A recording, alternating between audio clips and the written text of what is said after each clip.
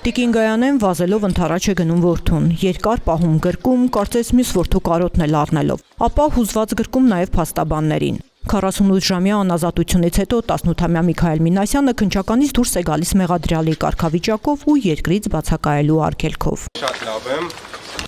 հանդեպ լավ են վարվել, խնդրում եմ էլ ուրիշ հարցեր չտակ չպատասխանեմ։ Հիմա Տիկին Գայանեն մտքով քննչականի ներսում գտնվող մյուս որդու հետ է, մոտ կես ժամից նա տեղեկանում է, որ Դավիթն առայժմ ազատ չի արձակվի։ Քննչականը նրան կալանավորելու միջնորդություն է ներկայացրել։ Այս պահին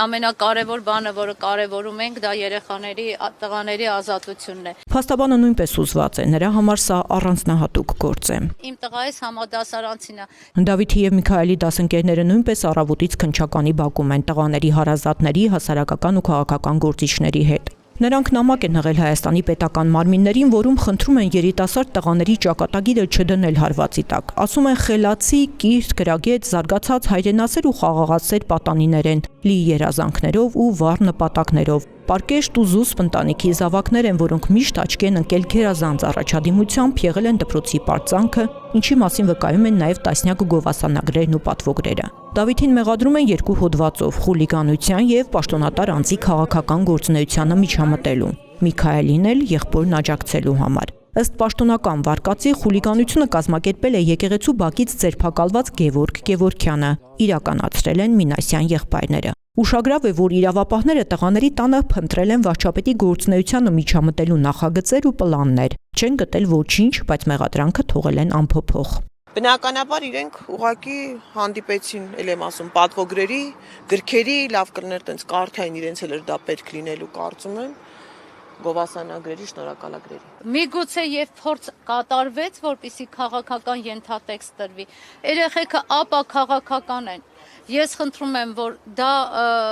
որ ասում եմ, կարմիր գծի պես, խնդրում եմ, որպես բացարձակ ճշմարտություն ընդունեք։ Փաստաբանը շեշտում է, արդեն 48 ժամից ավելի ձերբակալված Դավիթ Մինասյանը բանտարկության հետ անհամատեղելի հիվանդություն ունի։ Մարդու իրավունքների տեսանկյունից անթույլատրելի է այն, ինչ կատարվում է։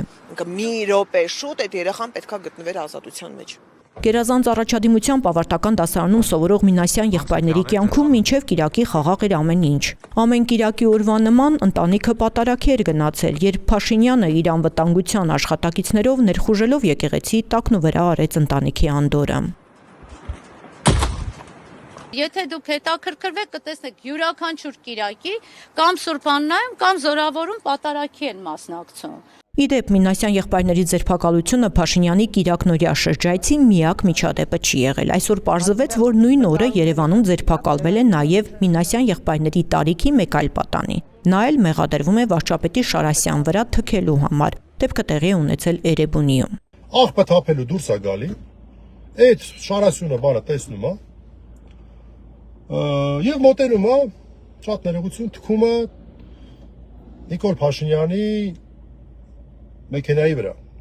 Հարցնում են, ասում են, ինչի ես դա արել, ասել է, որտեղ թուրքը ծախել է մեր հողերը։ Ահա այսպիսի ժողովրդավարություն է Հայաստանում, երբ ազգային ժողովի նախագահն է թքում քաղաքացու դեմքին, հանցագործություն չի համարվում, բայց երբ 18-ամյա պատանին թքում է Շարասյան մեքենայի վրա, դա համարում են խուլիգանություն։ Ակնհայտ խտրական վերաբերմունք կլինի, 48 ժամ էլ նստեց երեխան։ Ալեն Սիմոնյանը թքում է մարդու երեսին, ասենք մարդու երեսը ավելի երկրորդականական բանի վարչապետին սպասարկող ավտոն։ Այս պահին մենք ունենք մեղադրյալի կարգավիճակ խուլիգանության առաջին մասով, կիրառվել է բացակայելու արգելք խափաման միջոցը, խափաման միջոցը քննիչի կողմից է կիրառվել, հնարավոր առավել մեծ խափաման միջոցներ, մեղադրանքը առաջադրվել է դատախազի կողմից, ու իմ համար պրոստը առհասկանալի է, ասենք այդ արտահայտությունը թուրքը ծախել է մեր հողերը։ Դա ո՞նց եք դուք դիտում որպես բան անպարկեշտ արտահայտություն խուլիգանություն, ո՞նց եք դիտում։ Երկու ընդվզում մեկ օրում, երկուսն էլ 18-ամյա երիտասարդների կողմից։ 2018-ին Փաշինյանը իշխանության եկավ երիտասարդների ակտիվ աջակցության շնորհիվ։ Նրա համար ճակատագրի հեգնանքով 8 տարի անց կրկին երիտասարդներն են, որոնք ոտքի են կանգնում իրենց իրավունքը պաշտպանելու համար։ Դուխով, ինչպես կասեր Փաշինյանը։